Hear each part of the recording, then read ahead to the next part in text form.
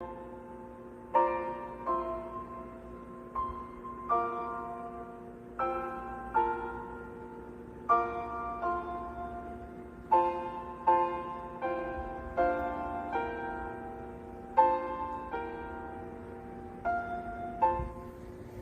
as almas dos fiéis defuntos, pela misericórdia de Deus, descansem em paz. Amém.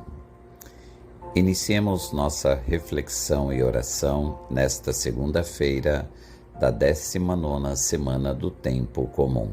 Em nome do Pai, e do Filho, e do Espírito Santo. Amém. A Igreja celebra hoje a memória de São Domingos, presbítero. São Domingos nasceu em Caleruega, Espanha, cerca do ano 1170. Estudou teologia em Palência e foi nomeado cônego da Igreja de Osma. Por meio da sua pregação e do exemplo da sua vida, combateu com grande êxito a heresia dos albigenses. Para a continuidade desta obra, reuniu companheiros e fundou a Ordem dos Pregadores, também conhecida como Dominicanos. Morreu em Bolonha no dia 6 de agosto de 1221. Foi canonizado pelo Papa Gregório IX no dia 3 de julho de 1234.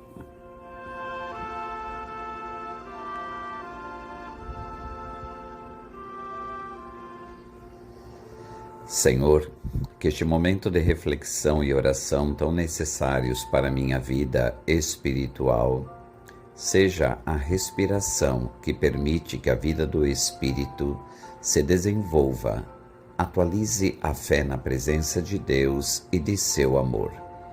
Que a minha alma, conduzida pelo Espírito Santo a partir do mais fundo de si mesma, una-se a Cristo, Mestre e modelo e caminho de toda oração cristã, e com Cristo, por Cristo e em Cristo, dirija-se a Deus Pai, participando da riqueza do viver trinitário.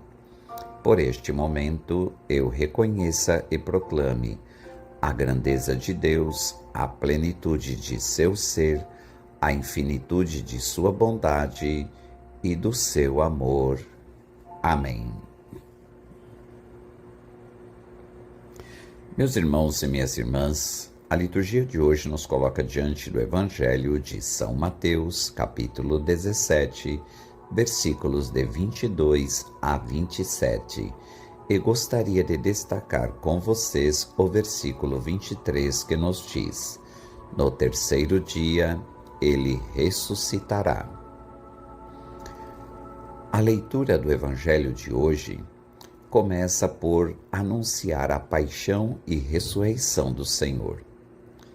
Jesus nunca separa uma da outra, porque o mistério pascal da nossa salvação é a passagem da morte à vida, deste mundo para o Pai pela cruz. Na primeira parte do nosso texto, a paixão paira sobre Jesus como algo próximo e inevitável. Jesus vê agora não com os olhos do eu pessoal, que tem de se inclinar perante uma vontade superior, mas com os olhos do Filho do Homem, para quem nada está oculto. Um só dos verbos utilizados nesta parte está na voz ativa: o matarão. Todos os outros estão na voz passiva: ser entregue. Nas mãos dos homens, em geral, nas mãos dos anciãos, dos sumos sacerdotes e dos doutores da lei, isto é, das instituições religiosas hebraicas. Será ressuscitado. Talvez seja melhor traduzir assim, do que ressuscitará. Indica a esperança de Jesus na ação do Pai. Jesus sabe para onde caminha. O seu destino está anunciado nas antigas profecias. Fala de si como Filho do Homem, representante do povo dos santos, que, depois da perseguição, há de receber todo o poder. Todo o poder me foi dado no céu e na terra, dirá o ressuscitado. A paixão, entrega na mão dos homens, torna-se entrega nas mãos do Pai, manifestação da sua glorificação. A segunda parte do texto evangélico refere um episódio relacionado com a questão do pagamento do imposto do templo. Em Mateus 22, surgirá a questão do pagamento de impostos aos dominadores pagãos, problemas que continuará a afligir a comunidade cristã. Tem de pagar imposto para o templo quem é maior que o templo? Quem é o Filho de Deus vivo? Jesus, ao afirmar que os filhos estão isentos, declara-se Senhor do templo como Filho de Deus que é. Mas, para evitar um possível escândalo, encarrega Pedro de o pagar. Paga para não escandalizar. A hora da reedificação do novo templo ainda não chegou. Na primeira parte, é claro que os discípulos ficaram muito tristes. Jesus acabara de lhes dizer que ia morrer. Mas isso não é tudo o que ele disse. Ele também lhes disse que seria ressuscitado no terceiro dia. De alguma forma, pelo impacto do primeiro anúncio, eles perderam a boa notícia do segundo. Também não foi a primeira vez que isso aconteceu. Quando Jesus predisse sua paixão pela primeira vez, Pedro pulou a ressurreição e concentrou-se apenas nas notícias perturbadoras de que Jesus tinha que morrer primeiro. E a mesma coisa aconteceu uma terceira vez. Tudo o que os discípulos podiam focar parecia ser na morte de Jesus.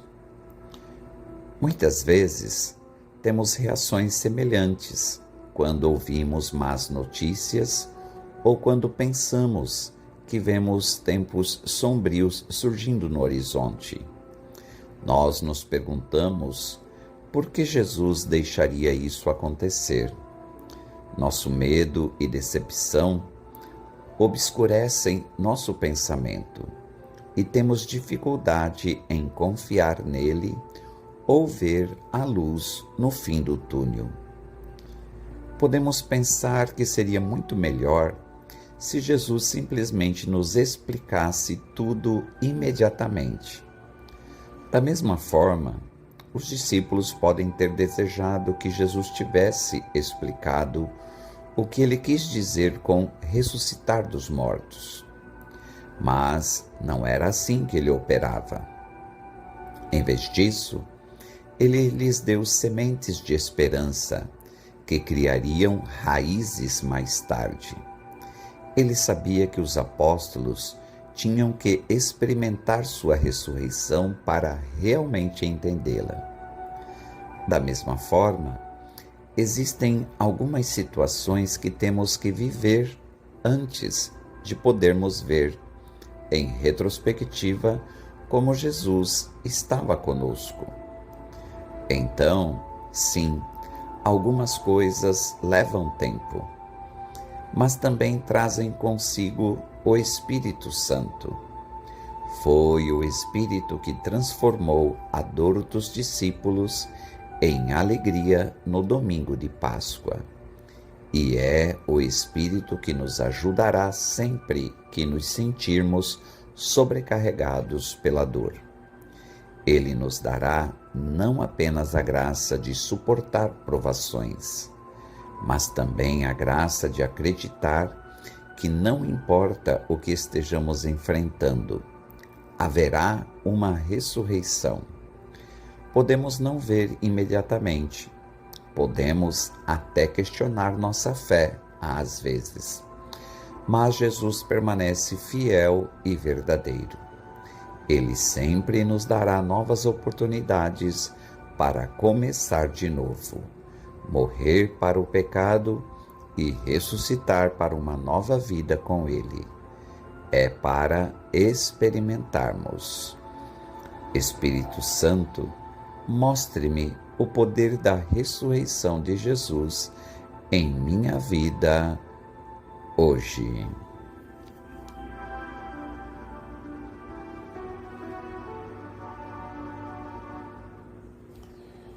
Oremos juntos esta palavra. Senhor, meu Deus, como são complexos os teus caminhos.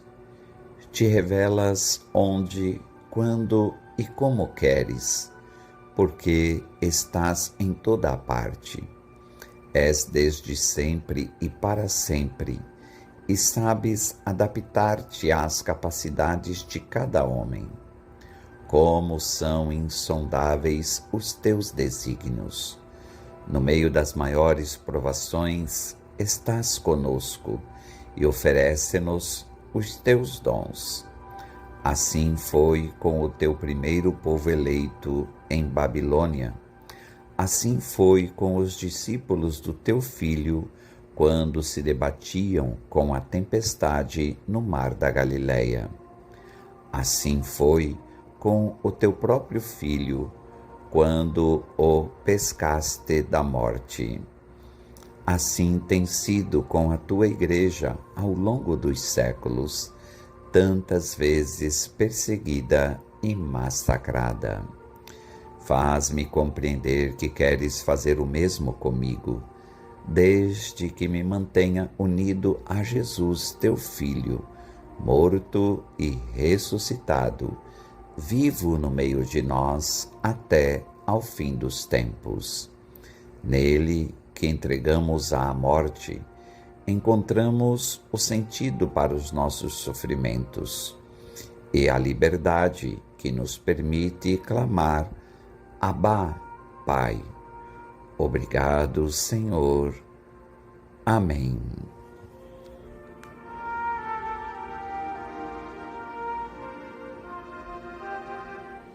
Elevemos a nossa prece ao Senhor da Messe por intercessão da Santíssima Virgem Maria, Mãe da Igreja, e do seu castíssimo esposo São José, para que nos conceda o Senhor inúmeras e santas vocações sacerdotais. Ave Maria, cheia de graça, o Senhor é convosco.